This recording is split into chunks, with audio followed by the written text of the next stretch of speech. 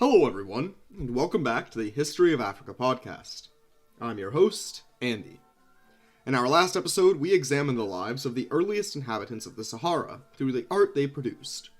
The transformation of the ancient Sahara from a lively grassland into a harsh desert led the majority of pastoral, herding population to flee to its fringes, while a select few remained behind.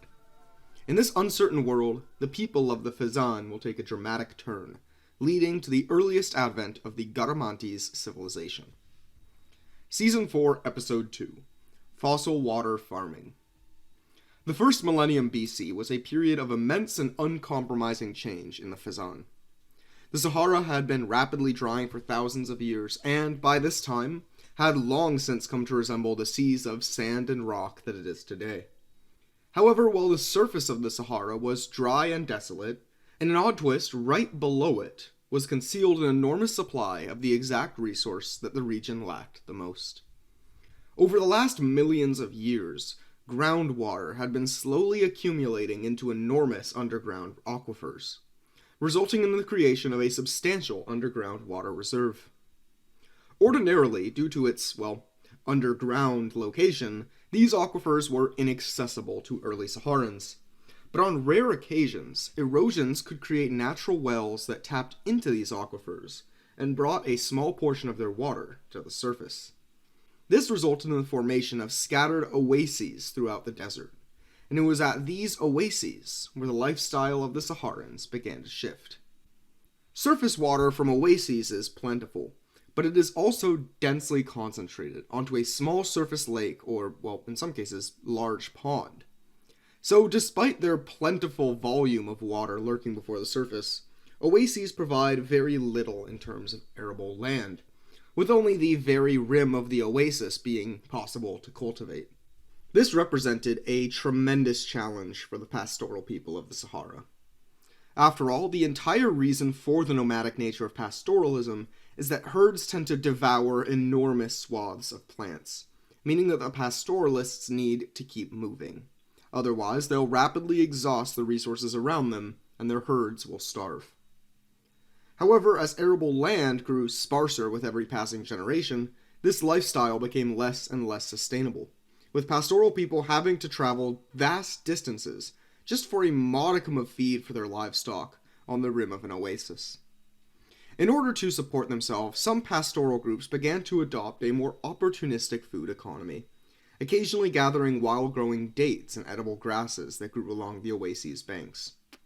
In the late 3rd millennium BC, however, we have the earliest evidence of organized, intentional cultivation of crops in the Sahara. How the practice of true farming emerged in the oasis communities of the ancient Sahara is itself a topic of debate. The most widely accepted theory is that, for the most part, it can be credited to contact with ancient Egypt. For reasons we'll discuss later, we know for a fact that the ancient people of the Fezzan had extensive contact with their neighbors across the desert.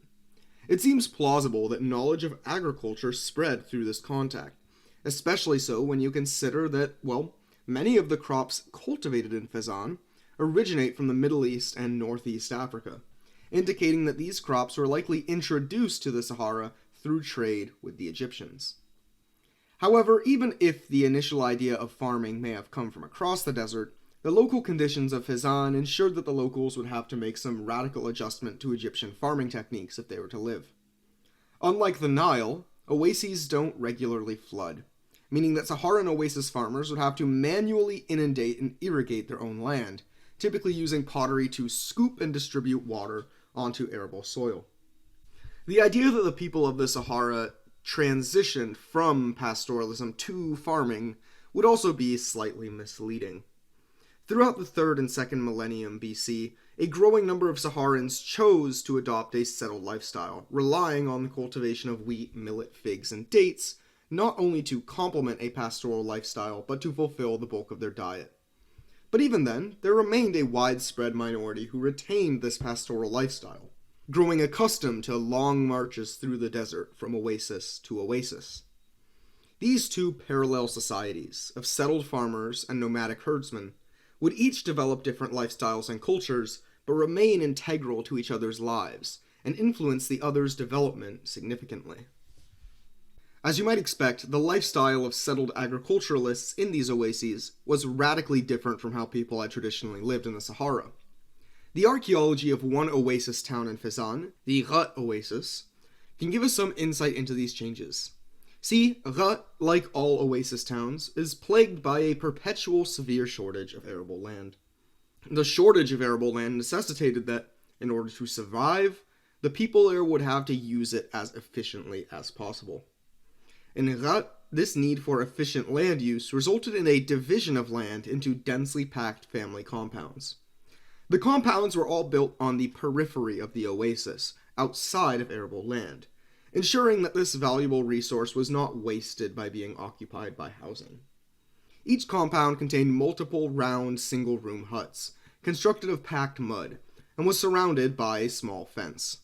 Now, while the transition to agriculture is usually associated with the rise of hierarchy and inequality, archaeological evidence from Ghat suggests that, at least initially, life in the oasis remained shockingly egalitarian. Rather than the emergence of a set social hierarchy, these early oasis settlements were rather heterarchical, meaning that while different people held different roles in society, they were generally afforded the same level of social respect and resource wealth.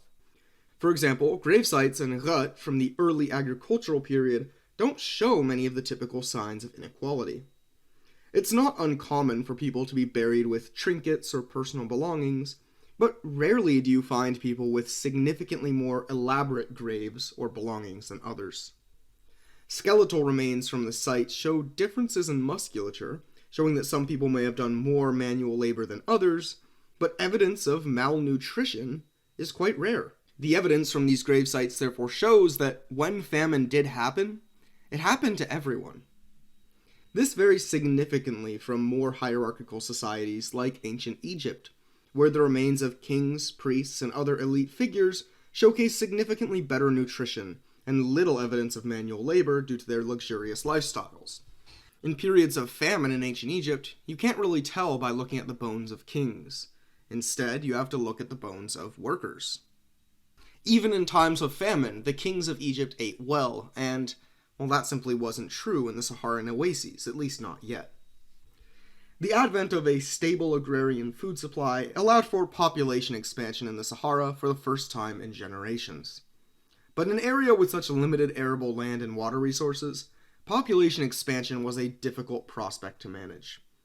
The lack of arable land meant that there was a hard cap on the amount of food that could potentially be produced by the society, and if a solution wasn't engineered, anything exceeding that cap would result in starvation. Fortunately, the people of the area were able to innovate a solution: the creation of man-made oases through the drilling of desert wells. These wells were typically small and not especially lucrative in terms of water yield, but in a place as dry as Fezzan, any water yield was an incredibly valuable resource. Well settlements, as they were called, emerged typically in fairly close proximity to large oasis settlements, radiating away from the edges of the oasis in an almost fractalesque pattern. And it is one of these radiating well settlements where Garamantian culture and civilization would truly emerge for the first time. If you remember back to our previous episode, we talked about a very important ephemeral stream valley called Wadi al Ajal, surrounded by seas of sandy dunes to the north and a vast rocky escarpment to the south. Well, the origins of the Garamanti civilization took place on that southern escarpment, on top of a plateau called Zinkekra. Archaeological excavations from Zinkekra indicate that the earliest settlements on the hill likely originated as a series of shelters for traveling pastoral nomads. The oldest layers, dating to around 1200 BC, show little evidence for plant cultivation, but contain deep layers of hardened goat, cow, and horse feces. The spot was likely chosen by nomads due to its defensive and secure location, at the top of a rock formation. Pastoral nomads could rest easy, knowing that it would be difficult for people to sneak up and attack or rob them. In addition to their animals, however, we also know that the pastoral nomads of Fezzan were active as merchants. After all, if you already have to travel from oasis to feed your herd, it's a pretty easy leap to say that you will also buy and sell some useful wares as a side hustle. Around 1000 BC, though, greater and greater quantities of vegetables and grain began appearing in the floor levels of Zinkekra. Likely due to the settlement's status as a growing center of trade from its long association with pastoral nomads, Zinkekra became a desirable destination to live in. Around 1000 BC, settled agriculturalists moved to the area and began to transform what had been a set of temporary shelters into a more proper town. We can also assume that security, with the town being built at the top of this rocky plateau, similarly played a role in Zinkekra's desirable status as a town. It's clear that raiders and bandits were on the mind of the residents of this town, as within a few hundred years of its settlement, the rocky terrain of Zinkekra would prove not to be sufficient as a defense in its own right, and the residents began to build a wall around the town not long after its growth began. Zinkekra was far from the first agricultural settlement in Fezzan, nor was it the largest. Rather, what made Zinkekra so special were the subtle ways with which it varied from other ancient Fezzani settlements before it. For example, the pottery at Zinkekra is unrecognizable compared to older settlements. One common motif of Zinkekra pottery is the twisted cord texture, in which a piece of wet pottery would have a rope pressed against the clay, creating a unique twisting pattern on the pot's outer surface. The rise of this unique form of pottery in Zinkekra might also be evidence for the settlement's role as an early trade hub. Twisted cord pottery is much closer in resemblance to styles practiced at the same time across the Sahara, in Sahelian West Africa, by another civilization known as the Tichit culture, indicating that this was likely a style that the people of Zinkekra learned from contact with their neighbors to the south and west, transmitted to them through commercial activity. Alongside this West African style of pottery, there was evidence of other artistic crafts at Zinkekra, notably the production of early textiles and other fabrics, leather, and early carpentry. Architecture, too, began to take on new forms in Zinkekra. Initially, the buildings at Zinkekra resembled the simple round huts of other early agricultural settlements. Over time, though, the agricultural forms at Zinkekra became more advanced.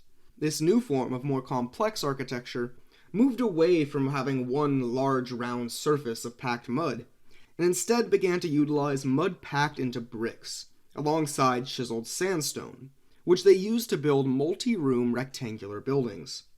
Unlike the round huts in older settlements, which were usually roughly equal in size and scale, the size of these new square homes varied significantly. The most common size of a room within these buildings was approximately 10 to 12 square meters in surface area, but some of the larger homes in Zinkekra had rooms more than 3 times that size. This divergence in the scale of housing is likely very early evidence of emerging inequality among the people of the Fezzan. The growth of Zinkekra is generally heralded as the arrival of a new era in history of the Fezzan, the early or proto-urban period, with the growth of Zinkekra representing the first true city to appear in the region. What makes the city so important, though, is how it became a mold for future settlements. Many of the new elements that emerged at Zinkekra, from its mud brick and sandstone architecture, to its styles of its pottery, to the layout of its buildings as rectangular subdivisions of larger compounds, would become defining motifs of later Garamantian civilization. For this reason, the development of Zinkekra is widely viewed as the true beginning of a unique Garamantian culture. The agrarian settlement at the top of the plateau, through its control of and relationships with nomadic trade routes, was able to spread its influence across multiple growing settlements in the Fezzan. Ironically, though, the expanding influence of Zinkekra would be the likely cause of its downfall as the center of Garamantian culture and politics. One of the main reasons for Zinkekra's success was, of course, its defensive position at the top of a rocky hill. But as the city tightened its control over the surrounding nomadic peoples, this defensive position became increasingly irrelevant and harder to economically justify. This is especially true given that not far beyond the rocky outcrop of Zinkekra lay the far superior farmland of the Wadi al Ajal, with much more forgiving soil and access to a regular ephemeral stream. Throughout the 600s and 500s BC, the city of Zinkekra was gradually and slowly abandoned in favor of new settlements located at the bottom of the Wadi, One of these new settlements ultimately took on the new mantle of the most influential city in Fezzan. This new city was called Germa, and it is this city with which we derive that name, Garamantes. The gradual movement away from Zinkekra and towards Germa, in addition to being motivated by the changing security situation, was also influenced by some changes in regional trade routes we'll talk about later in the series. But perhaps the most consequential change that came with the movement to Germa would be the permittance to develop the most iconic innovation in Garamantian history, the irrigation system, which would radically alter life in Fezzan to this day. See, the system of drilling fossil water wells, while functional enough, was incredibly inefficient in terms of labor. Each field required dozens or hundreds of buckets of water to irrigate, and each bucket of water needed to be withdrawn individually by the force of human strength alone, assisted only by maybe a simple precursor to the pulley system. Such a system required tremendous amounts of labor for even a modest amount of water. Then, in the 7th century BC, life changed for the people of the Sahara forever, with an event which at first glance seems like it should have barely affected them at all. The ancient Persian Empire, from its homeland in modern Iran, had spread across the Middle East, parts of southern Europe, and then eventually into northern Africa. When the Persians conquered Egypt, they brought with them an irrigation technique that they had practiced previously in Iran, a system called the Qanats, or as it would be known in North Africa, the Fouggaras. Portions of the country of Iran, just like the Sahara, consist of arid deserts, but deserts with shockingly potent groundwater reserves. Fouggaras utilize the same groundwater reserves as the old wells of the Sahara. However, rather than using human muscle to deliver water to the surface, the Fouggaras instead relies on gravity. From the bottom of a shallow valley, a tunnel would be dug into the side of a hill at an incredibly slight incline, until it eventually reaches the base of the water reserve. Water will then slowly trickle down the tunnel, giving the people in the valley access to a plentiful hydrological supply. Following the Persian conquest of Egypt, knowledge of Fouggaras would similarly trickle slowly into the Sahara, transforming life in the desert forever. Fouggaras were a true wonder of ancient engineering, one which gave those relying on them access to previously unthinkable amounts of fresh groundwater. As the technology of the Fouggaras was introduced into North Africa, it quickly spread to the people of Germa and their neighbors, with the oldest Fouggaras being excavated in the late 6th century BC. While the city of Germa was already surpassing its hilltop neighbor by this point, Germa's location at the bottom of a valley allowed it to take much greater advantage of the new irrigation system, and further cemented its status as the most important city in the Fezzan. In Germa and other valley settlements, the surplus of water from their Fouggaras allowed the desert to bloom. Tracts of what had previously been unusable arid land were transformed into fertile farms, and, for the first time in millennia, large stretches of the Sahara were green again. However, while they are incredibly useful in the long term, there's one element of the introduction of Fouggaras which is difficult to explain, which is that they are an immensely difficult project to complete. A single Fouggaras took tens of thousands of man-hours to dig out, and even after its completion, it would have to be continuously maintained to prevent it from collapsing from water erosion and gravity.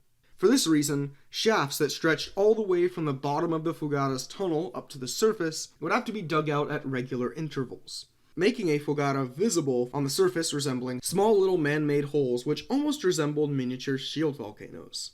But the biggest question regarding the creation of these Fouggaras in the Sahara was, how could an isolated city-state have possibly managed to organize enough labor to complete such an enormous project? Not only to hire, but also to feed and water and equip an army of workers long enough for them to drill such an enormous tunnel.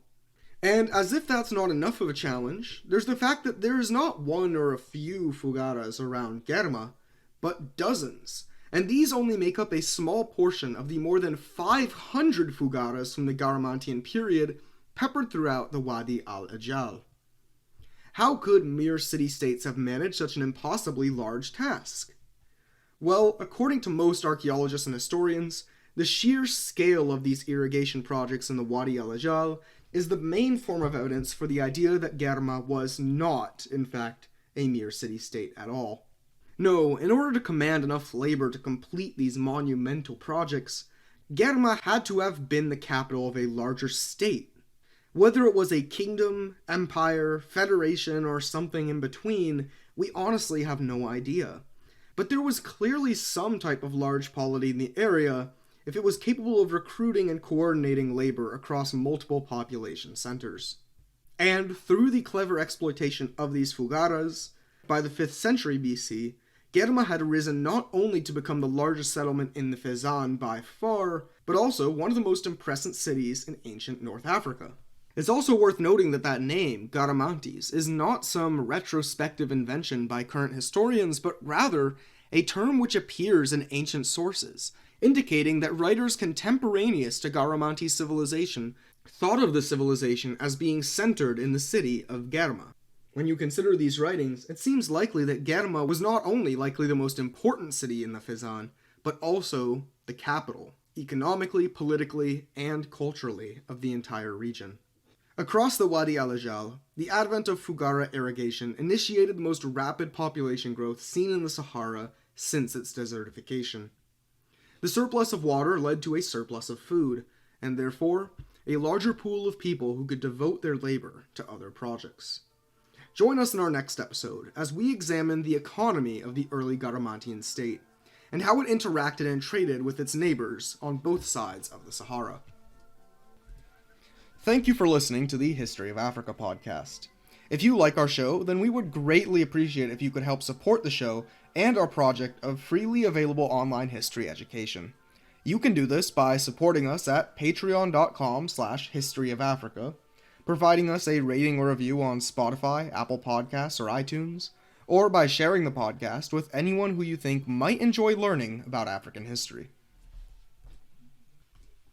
This episode is brought to you by our supporters on Patreon, including Naomi Kanakia, Ayofagbamie, Dimitri, Alexander Travis, BB Milliam, Conrad Schwenke, Johnny Knowles, Godfrey Sebalabie, Pascal Mokocha, Joe Maxwell, Nkechi Nwawadike, Sheunoronti Mine, Kwajo Mankwa, Douglas Harder and Sherry Robinson, Craig Bolton, Samuel Badeau, Ghassan Virgiani, Nee T, Kitty, Tariq Beetleman, Kelvin J. Norris, and Ellen Fisher, among others.